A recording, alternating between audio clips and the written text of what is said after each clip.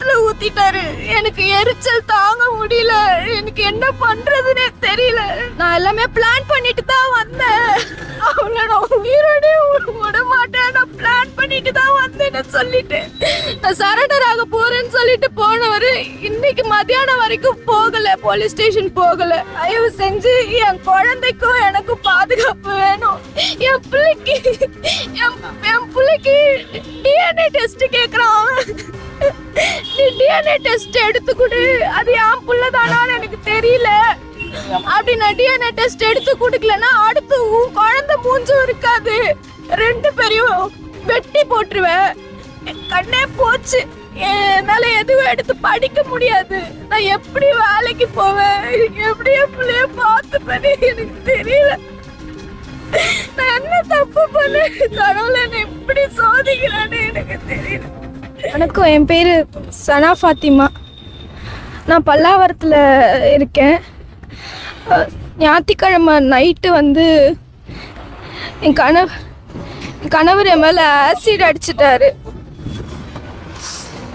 Acid அடிச்சு 2 கண்ணு பார்வையுமே போயிடுச்சு. இப்போ எனக்கு இங்கே தான் 3 நாளாக ட்ரீட்மெண்ட் எடுத்துட்ருக்கேன். எனக்கு கல்யாணம் ஆகி 6 வருஷம் ஆகுது. 6 வருஷமும் ஒரே பிரச்சனை, தொல்லை. அவருக்கு நிறைய கெட்ட பழக்கங்க இருக்கு. குடிப்பாரு, தம் அடிப்பாரு, அது வாயில அது என்னமோ பண்ணுவாங்க. நிறைய கெட்ட பழக்கங்கள் இருக்கு. என்னையும் என் குழந்தையும் சரியாவே பார்த்துக்கல. ஒரு பாயிண்ட்டுக்கு அப்புறம் நான் வேலைக்கு போக ஆரம்பிச்சிட்டேன், குடும்பத்தை பார்த்துக்கணும்னு. அப்பத்துல இருந்தே என் மேல சந்தேகம். யார் கூடயாவது பேசுறேன்னா, ஏதாவது வேற ஏதாவது கனெக்ஷன் இருக்கான்னு ஒரே சந்தேகம். அவரும் வேலைக்கு போக மாட்டாரு. நிறைய பிரச்சனை, வீட்டில் அடிக்கிறது. என் பிள்ளைய கிருஷ்ணால் ஊற்றி கொளுத்திடுவேன்னு சொன்னாரு. குடிக்க காசு கொடுக்கலன்னு சொல்லிட்டு குழந்தைய கிருஷ்ணால் ஊற்றி கொளுத்திடுவேன்னு சொல்லியிருக்காரு. பயந்துக்கிட்டு நான் ஸ்டேஷன்ல கம்ப்ளைண்ட் 2-3 கம்ப்ளைண்ட் இருக்கு அவர் மேல. ஸ்டேஷன்ல மகளிர் ஸ்டேஷன்லயும் கம்ப்ளைண்ட் இருக்கு. ஆனா யாருமே ஆக்ஷன் எடுக்கல. ஒரு வாட்டியும் கூப்பிடுவாங்க, காம்ப்ரமைஸ் பேசி இதுக்கப்புறம் சரியாயிடும்னு அனுப்பி வைப்பாங்க. இப்போ கடைசியா ஒரு வருஷத்துக்கு முன்னாடி ரொம்ப பிரச்சனைங்க அதிகமாக என்னை நிறைய அடிக்க ஆரம்பிச்சு, ரத்தம் வர அளவுக்கு அடிப்பாரு. நைட்ல குடிச்சிட்டு வந்து நியூடா படுத்து தூங்குவாரு. பெட்ல யூரின் பாஸ் பண்ணிடுவாரு. தூங்கிட்டு இருக்க முகத்துல வந்து வாமிட் எடுப்பாரு. இந்த மாதிரி நிறைய மென்டலி என்ன ரொம்ப அசால்ட் பண்ணிட்டு இருந்தாரு. ஒரு பாயிண்ட்டுக்கு அப்புறம் ரொம்ப அடிக்க ஆரம்பிச்சிட்டாரு. வேலைக்கு போகலையான்னு கேட்டாலே அடிக்க ஆரம்பிச்சிட்டாரு. அக்கம் பக்கம் இருக்கவங்க எல்லாரும் வந்து சத்தம் போடுவாங்க. நைட் ஆனா அந்த புள்ள தூங்க விட மாட்டேன், ஏதாவது பண்ணி பிள்ளைய கஷ்டப்படுத்திட்டே இருக்கேன்னு கேட்பாங்க. ஒரு கட்டத்துல கழுத்து பிடிச்சி நெரிக்க ஆரம்பிச்சிட்டாரு. என்ன பிரச்சனை வந்தாலும் கழுத்து பிடிச்சி நெரிச்சிருவாரு. அப்படியே செவத்தோட தூக்கி நிறுத்திடுவாரு. இந்த மாதிரி நிறைய பிரச்சனைங்க. நைட்டு தூங்க போறதுக்கு முன்னாடி நான் கிச்சன்ல இருந்து கத்தி, லைட்டர், வேற ஏதாவது ஷார்ப் ஆப்ஜெக்ட்ஸ் இருந்துச்சுன்னா எல்லாத்தையும் எடுத்து ஒளிச்சு வச்சுட்டு போய் தூங்குவேன். என் நிலைமை அந்த மாதிரி இருந்தது. ஒரு கட்டத்துல எனக்கு அவர் கூட வாழ்றதுக்கே விருப்பம், எனக்கு நம்பிக்கையே போயிடுச்சு. 6 வருஷம், இன்னைக்கு மாறுவாரு, நாளைக்கு மாறுவாரு, குழந்தை பிறந்துருச்சு, குழந்தை ஸ்கூலுக்கு போனா மாறிடுவாரு. ரொம்ப நம்பினேன். ஆனா என் நம்பிக்கையை ரொம்ப அவரு வந்து விளையாட்டா எடுத்துக்கிட்டாரு. நான் என்ன பண்ணாலும் கூட அவருக்கா நான் பார்த்துப்பா நம்பலன்னு என்ன ஒரு மாதிரி என்னை யூஸ் பண்ணிக்கிட்டு தான் பார்த்தாரே தவிர என் கூட சேர்ந்து என்னை நல்லாவே வச்சுக்கல. ஒரு கட்டத்துல ரொம்ப பிரச்சனை அதிகமாகி நான் அம்மா வீட்டுக்கு வந்துட்டேன். இப்போ ஒரு 8 மாசமா நான் அம்மா வீட்டுல தான் இருக்கேன். அம்மா வீட்டுக்கு வந்ததுக்கு அப்புறம் அவர் கூட சுத்தமா நான் பேச்சுவார்த்தையை நிறுத்திட்டேன். பேசுறது கிடையாது எதுவுமே. நான் வேலைக்கு போறேன், நான் சேல்ஸ்ல இருக்கேன், நல்லா சம்பாதிக்கிறேன், பிள்ளைய நான் பாத்துக்கிறேன். நான் தனியா சர்வை பண்ண கத்துக்கிட்டேன். நான் தனியா இருக்கேன். அது வந்து அவருக்கு பிடிக்கல. நம்ம இல்லாம அவ தனியா இருக்காளே, அப்போ கடைசி வரைக்கும் நம்மள கிட்ட சேர்த்துக்க மாட்டாளோ, நம்ம தனியாவே இருக்குமோன்னு ஒரு ஆரம்பத்துல இருந்தே அந்த இன்செக்யூரிட்டி இருக்கு. அது அதிகமாயிடுச்சு. அப்புறம் இடையில நான் குழந்தைய பார்க்க வரேன், பிள்ளைய பார்க்க வரேன்ட்டு அடிக்கடி வீட்டுக்கு வருவாரு. ஆனா எனக்கு அவரை பார்த்து பேச உடன்பாடே இல்லை. டிவோர்ஸ் கேஸும் வந்து டிவோர்ஸ் கிட்ட நான் ரொம்ப நாளா அவர்கிட்ட போராடிக்கிட்டு இருக்கேன். நான் திடீர்னு தரேன்னு சொல்லுவாரு, திடீர்னு நான் தரமாட்டேன்னு சொல்லுவாரு. அப்படியே மாத்தி மாத்தி பேசிக்கிட்டு இருந்தாரு. இப்படி சூழ்நிலை போயிட்டு இருக்கும் போதுதான் போன வாரம் செவ்வாய்க்கிழமை வீட்டுக்கு கூப்பிட்டாரு. என்ன சரி இந்த பிரச்சனை ரொம்ப நாளா போயிட்டு இருக்கு, இதை சரி பண்ணிப்போம், நான் மியூச்சுவலா உனக்கு என்கிட்ட இருந்து ஒரு லெட்டர் கொடுத்துட்றேன், நீ அதை வச்சு ப்ரொசீட் பண்ணி டிவோர்ஸ் வாங்கிக்கோன்னு சொல்லி வீட்டுக்கு வர வச்சு கதவை சாத்தி அன்னைக்கு ஃபுல்லா என்னை போட்டு சித்திரவதை பண்ணாரு. என்னை எவ்வளோ அடிக்க முடியுமோ அவர் ஆசை தீர வரைக்கும் நான் அவ்வளோ அடிச்சு என் கண்ணெல்லாம் போய் தலைமுடியெல்லாம் பிச்சு புடுங்கி செவுத்துல போட்டு அடிச்சு அன்னைக்கு முழு நாள் எனக்கு அவ்வளோ கொடுமையா இருந்தது. கிட்டத்தட்ட நான் ஒரு 2-3 நாள் ஆபீஸ்க்கே போல. வீட்டுக்கு அங்கிருந்து காயத்தோட வந்து என்ன சொல்றாரு, இவ கேரக்டர் சரியில்லை, இவ ஒழுக்கமா இல்ல, இவ எல்லார்கிட்டயும் பேசுறா, நான் சேல்ஸ்ல இருக்கேன், நான் லாஜிஸ்டிக்ஸ் ஃபீல்ட்ல இருக்கேன், என் வேலையே பேசுற வேலைதான், வாரத்துல 2 நாள் தான் நான் ஆபீஸ்ல இருப்பேன், மிச்சம் 3 நாள் நான் ஃபீல்டு ஒர்க், நான் போய் கிளைண்ட்ஸை பார்க்கணும், பேசணும், என் ஒர்க் ரிலேட் அப்படிதான், என் வேலை அப்படிதான் நடக்கும்.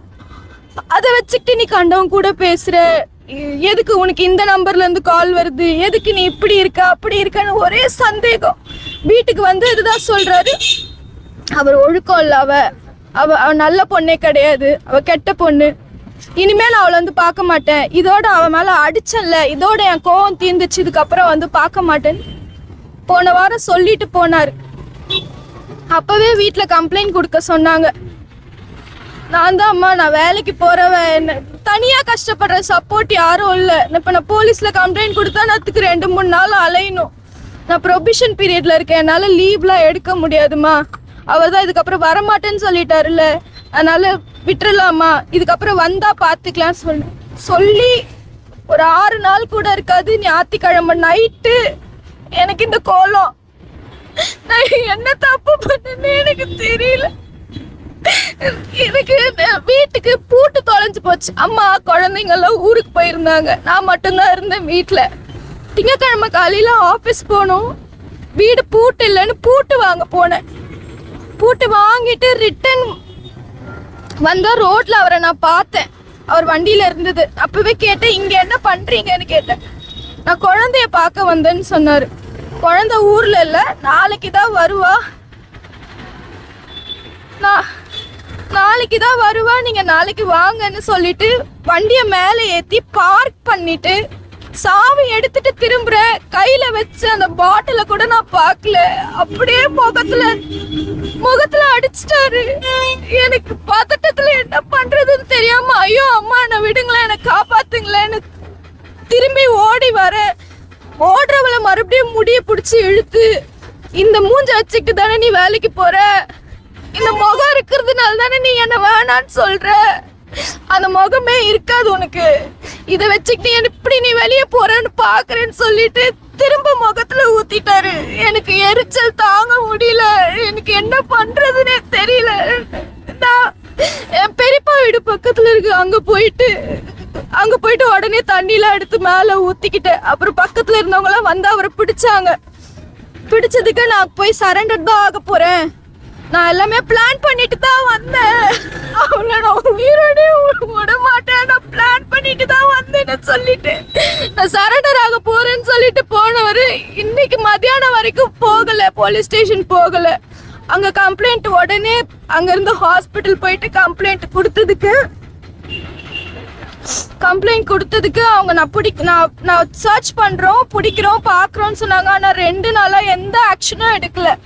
நான் இன்னைக்கு காலையில கூட கூப்பிட்டு கேக்குறேன், சார் நீங்க ஏதாவது அப்டேட் இருக்கா சார்ன்னு கேட்டதுக்கு, ஆள் அப்ஸ்காண்டுமா, தேடிட்டு இருக்கோம், பிடிச்சிருவோன்னு சொன்னாங்க.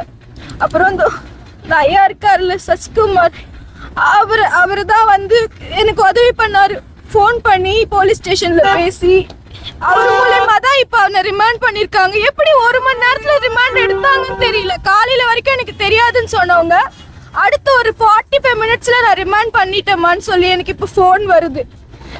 தயவு செஞ்சு என் குழந்தைக்கும் எனக்கும் பாதுகாப்பு வேணும். என் பிள்ளைக்கு டிஎன்ஏ டெஸ்ட் கேக்குறான், நீ டிஎன்ஏ டெஸ்ட் எடுத்து கொடு, அது என் புள்ளதானான்னு எனக்கு தெரியல.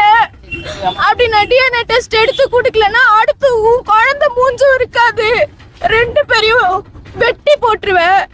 ஸ்வாதிய ரயில்வே ஸ்டேஷன்ல வச்சு வெட்டி போட்டாங்கல்ல, அந்த மாதிரி உன்னை நான் நீ வேலைக்கு போற இடத்துல ரயில்வே ஸ்டேஷன்ல வச்சு உன்னை வெட்டி போடுவேன்னு சொல்றேன். இல்லையா என் ஃப்ரெண்டுங்க கிட்ட சொல்லி வண்டி ஓட்டும் போது வண்டியை விட்டு இடிச்சு ஆக்சிடென்ட் பண்ணுவேன், கத்தி வச்சு வெட்டி போட்டுருவேன். எனக்கு ஒரே லைஃப் த்ரெட்னிங்கா இருக்கு. எனக்கு வெளியே போறதுக்கே பயமா இருக்கு. இவ்வளவு நாள் ஏதோ ஒரு தைரியத்துல போயிட்டு வந்துட்டு இருந்தேன்னா இந்த சம்பவத்துக்கு அப்புறம் எனக்கு வெளியே போறதுக்கே பயமா இருக்கு. எனக்கு என்ன பண்றதுன்னே தெரியல. நீங்கதான் ஏதாவது எனக்கு உதவி பண்ணணும். அவன் வெளியே வர, அவனுக்கு ஏதாவது பாதிக்கப்பட்ட எனக்கு உதவி பண்ணணும். அவனுக்கு கண்டிப்பா தண்டனை கிடைக்கணும். இங்க ஹாஸ்பிட்டல் வந்ததுக்கு அப்புறம் என் இடத்து கண்ணு பார்வை சுத்தமா போயிடுச்சு. எனக்கு விஷனே இல்லை. எனக்கு ஆப்ரேட் பண்ணி கண்ணு முழுக்க இப்ப ஸ்டிச்சஸ் போட்டிருக்காங்க. 3 நாளைக்கு அப்புறம் தான் எனக்கு கண் பார்வை வந்து வருமா வராதானே சொல்லுவாங்களாம். இது சுத்தமா போயிடுச்சுன்னு சொல்லியிருக்காங்க. எப்படி ட்ரீட்மெண்ட் பண்றதுன்னு டாக்டர்ஸ்க்கே தெரியல. எனக்கு இப்ப உள்ள ஒரு ஹீலிங் ஜெல் வச்சு எனக்கு சீல் பண்ணி ஸ்டிச் போட்டிருக்காங்க இந்த கண்ணுல. இந்த கண்ணு பார்வை 0, கண்ணே போச்சு. இந்த கண்ணுல எனக்கு பார்வை இருக்கு, ஆனா ஒரு 20% தான். என்னால நீங்க எல்லாம் இருக்கீங்கன்னு தெரியும், உங்க முகம் தெரியாது. என்னால எதுவும் எடுத்து படிக்க முடியாது. நான் எப்படி வேலைக்கு போவேன், எப்படி என் பிள்ளைய பார்த்துப்பேன்னு எனக்கு தெரியல. நான் என்ன தப்பு பண்ணேன், கடவுளை என்னை எப்படி சோதிக்கிறான்னு எனக்கு தெரியல. தயவு செஞ்சு எனக்கு ஏதாவது ஒரு உதவி பண்ணுங்களேன்.